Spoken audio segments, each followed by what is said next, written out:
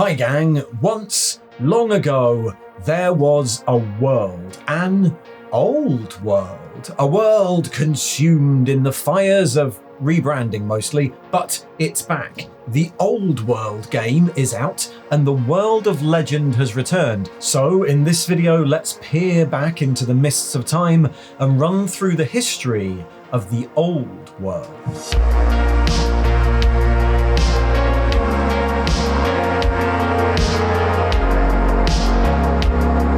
If you're relatively new to Warhammer or Age of Sigmar, you might not recognize the Old World, but the story I'm going to tell in this video has been around for a long time. Before Age of Sigmar, Games Workshop's flagship fantasy game, in fact the original Warhammer game, was called Warhammer Fantasy Battle. Its setting was a single planet, the Warhammer world. No, not that one. And most of its storylines took place on a single continent of that planet, called the Old World, in the same way that explorers in the Age of Sail called America the New World. Over 8 editions of this game, its stories were fleshed out and it acquired thousands of years of history, all of which ended when the game was discontinued in 2015. The Warhammer world was destroyed, that was actually written into the story, and its inhabitants made their way into the new Mortal Realms, the setting for its replacement, Age of Sigmar. But now, it's back. Games Workshop have released a new game called, slightly confusingly, The Old World, and the legends and histories of yore have been resurrected like a happy Nehekaran skeleton. So, armed with a copy of the Old World rulebook, let's retell the creation myth of this huge setting and find out how all its factions came to be. But before I start, some disclaimers. First, there's a lot of worlds floating about, so let's just clarify. This place, the entire planet, used to be called the Warhammer world, but now seems to be called the World of Legend. That's the setting, like the Mortal Realms. This continent on it is called the Old World, and that's where the game takes place, so the game's called the Old World too. But in this video, I'm going to tell the story of kind of the entire planet, more or less. Second, although all of this stuff is heavily based on the original Warhammer Fantasy Battle setting, we shouldn't assume it's exactly the same. We don't know how much is being kept or what will change. So for that reason, though I'm going to use imagery from across all editions, all the lore in this video comes directly from the Old World gamebooks. This is the story as it is now. The Old World game is set around the year 2276 of the Imperial calendar, but our story begins millennia before that, and like so many Games Workshop settings, it begins with some magic space frogs.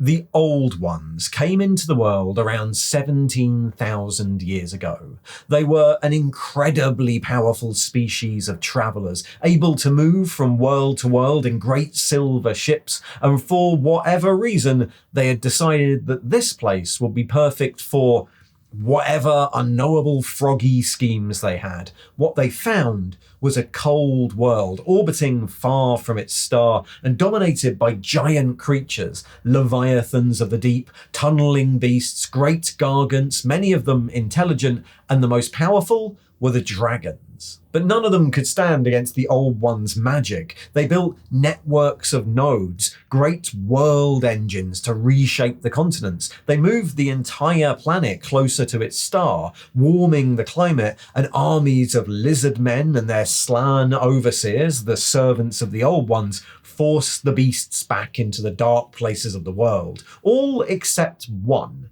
the celestial dragon, who, instead of fighting the Old Ones, chose to observe and learn from them. Over the next 9,000 years, the Old Ones seeded the world with new species. First, the magical elves on their island of Ulthuan, then the dwarves through the World's Edge Mountains in the Old World, and later the primitive tribes of men, and finally the halflings and the ogres, and more crept in too. Stowed away on the great silver ships of the Old Ones were the first orcs and goblins who escaped into this new planet. The species thrived, and this reshaping continued for millennia, but 8,000 years before the present day, something went wrong. The Old One's power came from a strange other dimension that they manipulated to their will like magic. At the poles of this new world, they constructed two great gates, portals into this other realm that allowed them to come and go as they pleased, but there were things that lived in this other dimension,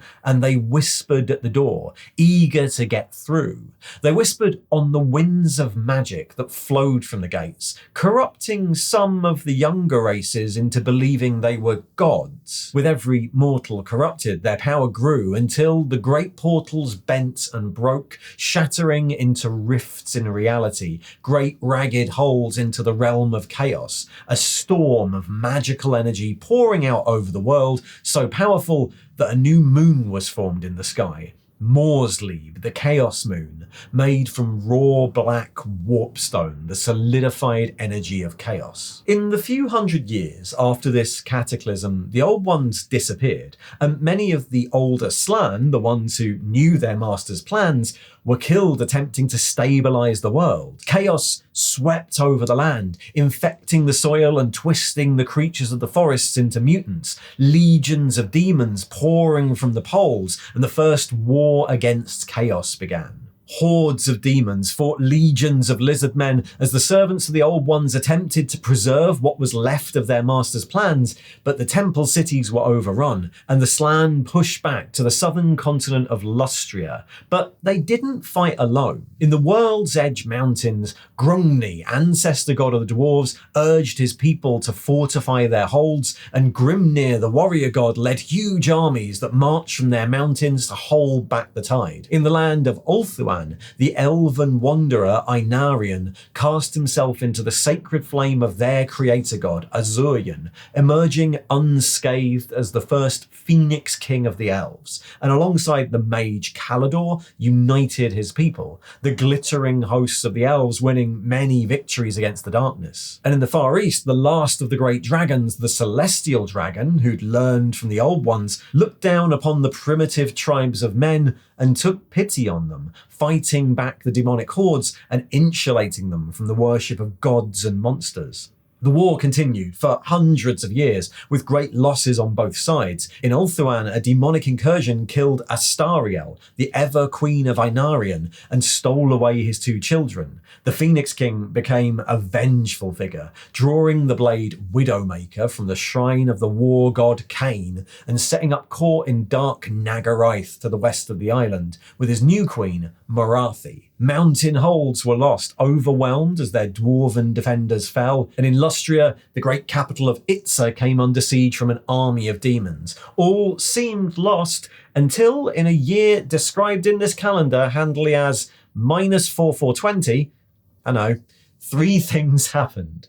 In Itza, the oldest of the Slann, Lord Croak, finally died, but set free from its body, Croak became more powerful than ever and banished the besieging demon hordes. In the old world, Grimnir, enraged at the loss of dwarven life, took the first Slayer Oath, cutting his beard and spiking his hair before setting off into the northern realm of chaos to enter the rift and kill the Chaos Gods themselves. And Calador Dragon Tamer, fearing what would happen as his friend Ainarian fell further into madness, enacted a great ritual, sacrificing himself and many of the other elven mages to create a magical vortex above Ulthuan that would drain the magic from the world even as it continued to pour in through the polar rifts. And eventually, 1,000 years after the Great Cataclysm, the storm of magic subsided.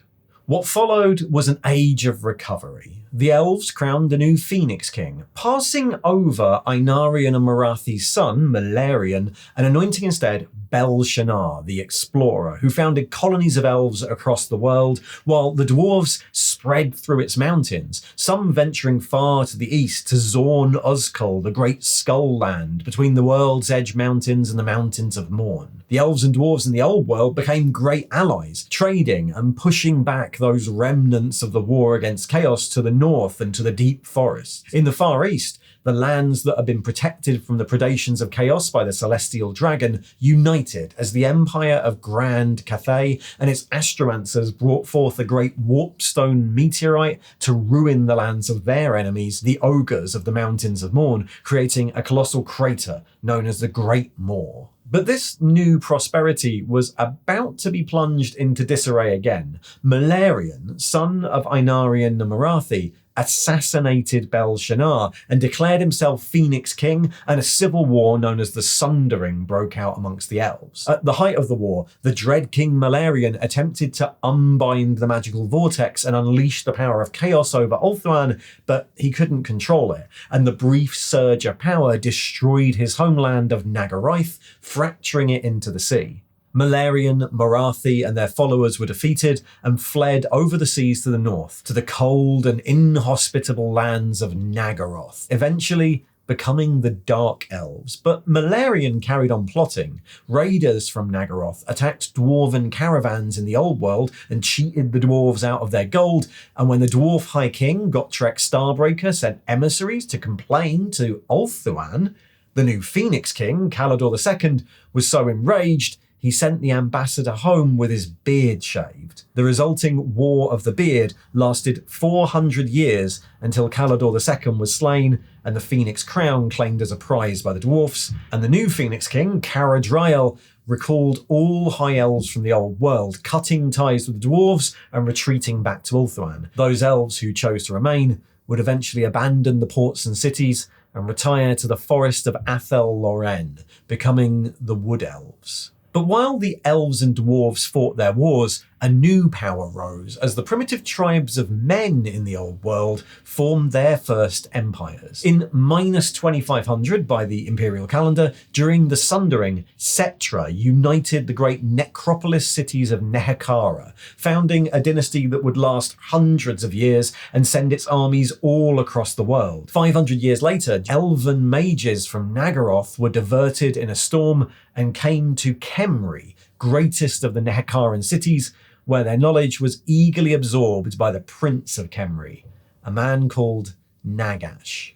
Nehekara and Grand Cathay weren't the only human empires of the time. The city of Tylos had risen as a trading post of dwarves and men in northern Tilia, a few hundred years after Nehekara, but when its citizens celebrated their success with a great monumental bell, and it tolled for the first time, the population were drowned in a rain of warpstone and a tide of squeaking horror that erupted from its mines, and it was consumed by the blighted marshes. So although Nehekara wasn't the only civilization in the old world at that time, it was definitely the longest lived. Maybe that's the wrong choice of words. The kings of Nehekara had long been obsessed by their own mortality, building great pyramids to house their remains, but none had cracked the secrets of eternal life until Nagash, who, as priest king of Kemri, distilled an elixir from human blood to extend his own life, bent the resources of his city to increasing his sorcerous power, and raised legions of skeletons to conquer the whole of Nehekara.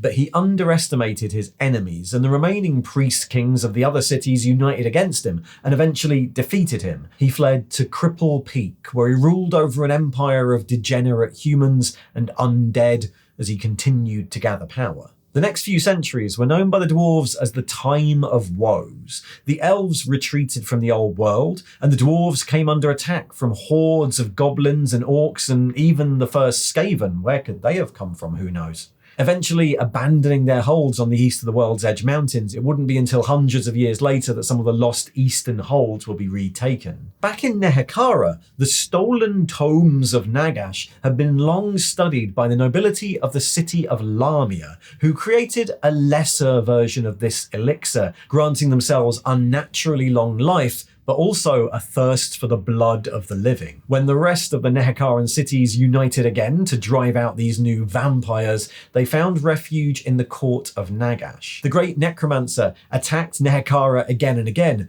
but united under the priest king Alcadizar the Conqueror, they were defeated until Nagash released a magical plague on the land, striking down everyone except Alcadizar, who was brought in chains to Cripple Peak. But while Nagash prepared a great ritual to resurrect the population of Nehekhara as a colossal army of skeletons, Al-Qadazar was freed by some furry allies and, armed with a blade of horrific power, killed Nagash, escaping with his crown. Don't worry, he'll be back.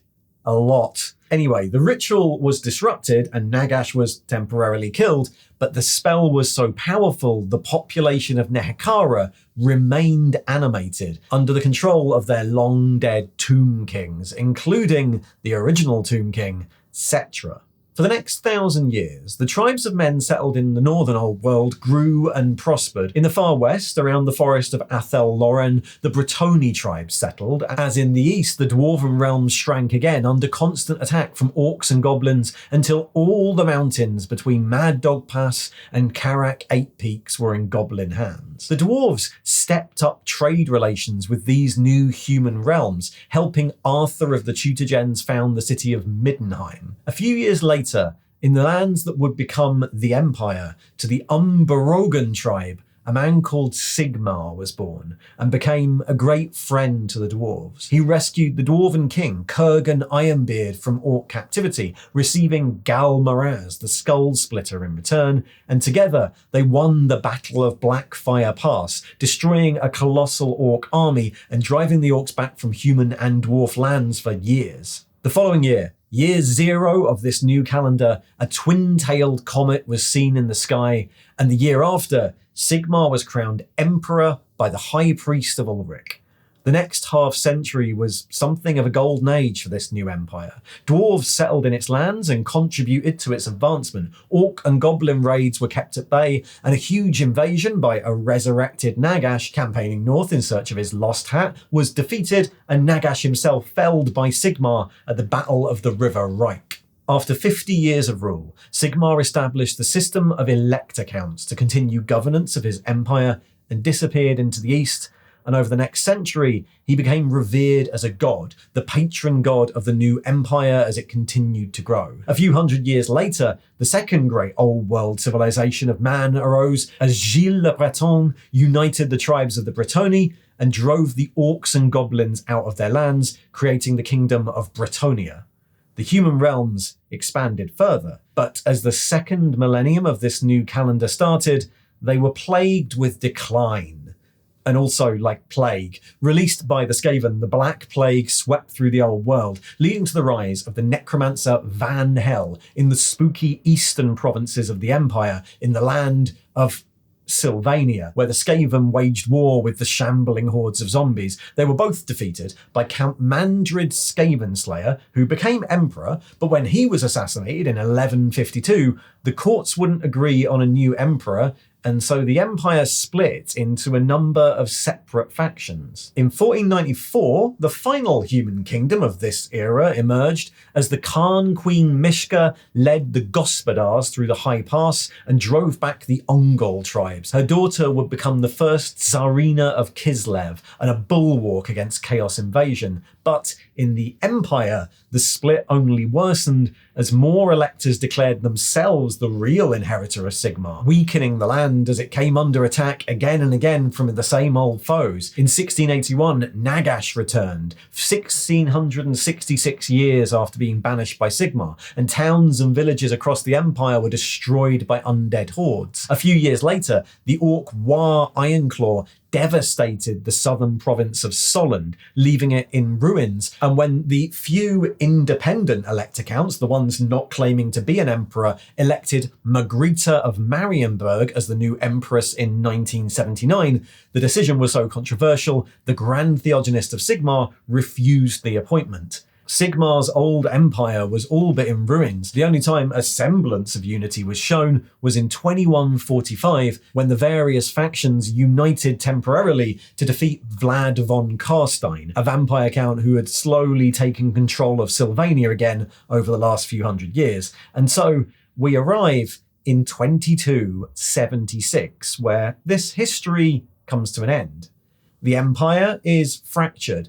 4 different rulers vying for the throne and beset on all sides, though in the west, the Kingdom of Bretonnia is stronger than ever under the rule of Luon Orcslayer. The Wood Elves guard their woodland realm, though the High Elves, under the rule of Finubar the Seafarer, have slowly reopened relations with these new realms, trading with the Empire, Bretonnia, and the distant lands of Cathay. In the south, the reawakened Tomb King, Settra, continues his march of conquest, assaulting the Bretonnian client states known as the Border Princes, but for now, Nagash is seldom seen, and the vampire counts have recently been defeated, at least for a while. In the mountains and passes, the dwarves still hold out against hordes of invading orcs and goblins, though a civil war in the Skaven Under-Empire has raged for so long that the loathsome rat men are little more than furry myths. And in the far north, in the realm of chaos, magic still pours into the world, and the forces of the ruinous powers are mobilizing once more. And that's it. We're up to speed. The era in which the old world is set is one that's never really been investigated in detail before. The old Warhammer Fantasy setting was set around the early 2500s, about 250 years after all this. In that history, all this stuff was the prelude to another great war against chaos that would see the Empire reunited, but we're going to have to wait to find out if that turns out the same way. For now, hopefully that's got you in the mood for some gaming in the world of legend. I'm certainly ready to unite everyone under the beneficent and bony thumb of the Tomb Kings, and I'll do more of these as the factions are released. Thanks for watching.